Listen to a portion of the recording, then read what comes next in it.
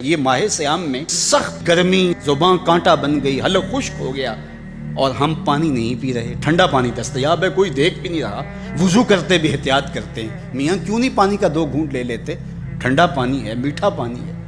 کہا ہم نے روزہ رکھا ہے، اللہ دیکھ رہا ہے۔ ماہ سیام میں ہم پانی نہیں لیتے، اس لیے ہمیں یہ یقین ہوتا ہے تنہائی میں بھی اللہ دیکھ رہا ہے۔ یار جو اللہ رمضان میں دیکھتا ہے وہ غیر رمضان میں بھی دیکھتا ہے۔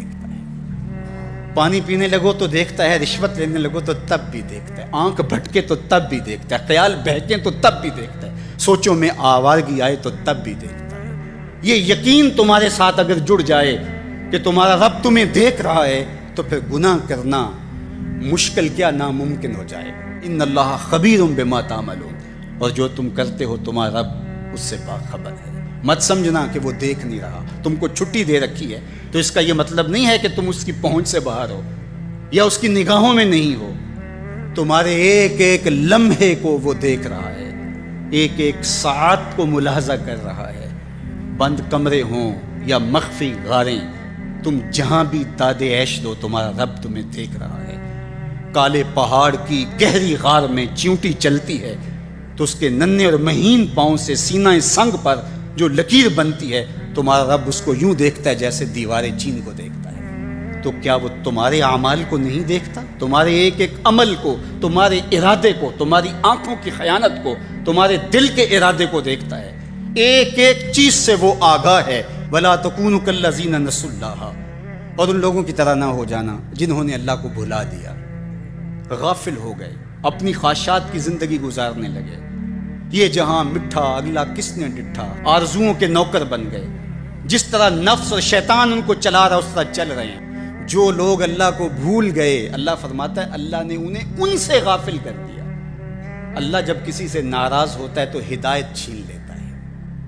اسی لیے ہمیں ہر روز، ہر نماز کی ہر رکعت میں ہدایت مانگنی ہوتی ہے۔ اہدنا الصراط المستقیم، ہر روز مانگتے ہیں، ہر نماز میں مانگتے ہیں، ہر رکعت میں مانگتے ہیں، اللہ ہمیں ہدایت پہ گامزن رکھے۔ اللہ جب کسی سے ناراض ہوتا ہے تو ہدایت کے دیے بجھ جاتے ہیں، اندھیروں میں بھٹکنے لگتا ہے، شیطان اس کو دھوکے میں مبتلا کر دیتا ہے، اسی زندگی کو مقصود زندگی سمجھ لیتا ہے، اس سراب کو آب حیات سمجھ لیتا ہے جس کو یہ بھی نہ پتا ہو کہ میں ہوں کون، میں کہاں ہوں، میرا مقصد زندگی کیا ہے، مقصد حیات کیا ہے۔ کھانا پینا اور لذتوں کا حصول یہ تو چوپائے بھی کرتے ہیں، تو اشرف المخلوقات کاہے کا ہے۔ یہ زندگی تو ان کی بھی ہے کہ وہ اچھا کھاتے ہیں، تم تو 1 پاؤ بھر گوشت کھا لیتے ہو اور شیر روز 1 ہرن چاٹ جاتا ہے، وہ تیرے سے زیادہ کھاتا ہے، تیرے سے زیادہ طاقتور ہے۔ ہاتھی کا جسم تیرے سے کہیں بڑا ہے، پرندے ہواؤں میں اڑتے ہیں، مچھلی پانی کی تہوں میں اتر جاتی ہیں، عقاب کی نظروں اور بلندی پرواز کی دیکھنے والی ہوتی ہے، کرگس کہاں سے کہاں تک سونگھ لیتی ہے، ان کی قوت شامہ تیرے سے بڑی ہے، لیکن اس کے باوجود بھی افضل تو، اشرف بھی تو، اور اللہ نے اپنی نیابت کا تاج تیرے سر پہ رکھا ہے۔ تو مقصود ہے، تو مسجود الملائک ہے، فرشتوں کی پیشانی تیرے حضور جھکی ہے، تو اپنے آپ سے آشنا ہی نہیں ہے، تجھے پتہ ہی نہیں کہ تو کون ہے۔ تو خدا کو بھول کے سمجھا کہ میری زندگی آزاد ہو گئی، اب میں جو چاہوں کروں، میں خدا کا بھی انکار کر دیا، بلا دیا اس کو۔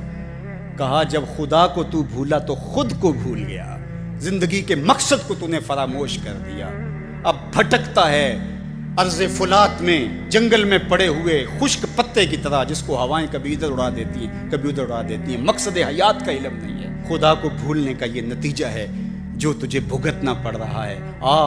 خدا آشنا ہو جا، خود آشنا ہو جائے، تجھے ذات سے آگہی ہو جائے گی، من کا شعور مل جائے گا، تجھے پتہ چلے گا کہ میں کون ہوں، میری زندگی کا مقصد اور مقصود کیا ہے۔